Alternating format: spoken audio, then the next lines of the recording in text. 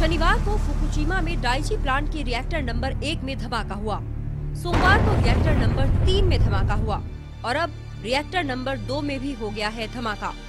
आधिकारिक सूत्रों के मुताबिक आज सुबह रिएक्टर नंबर 2 से धमाके की जोरदार आवाज आई।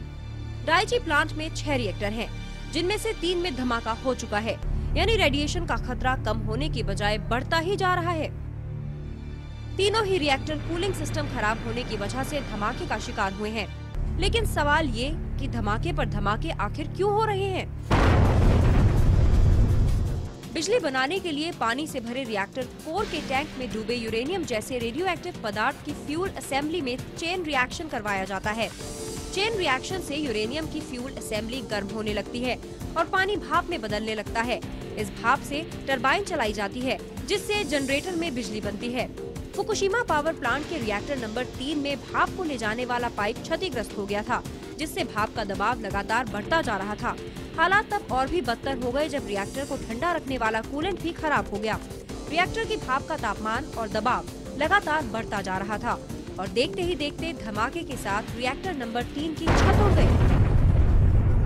दूसरे धमाके के बाद सरकार ने रिएक्टर डाइची प्लांट के 20 किलोमीटर के आसपास के इलाके से 1,85,000 लोगों को निकाल लिया है।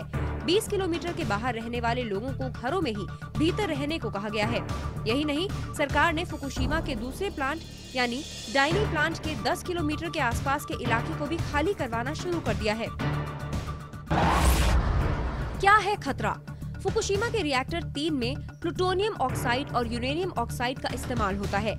बहुत तेजी से हवा में तब्दील होने के कारण प्लूटोनियम यूरेनियम से ज्यादा खतरनाक होता है।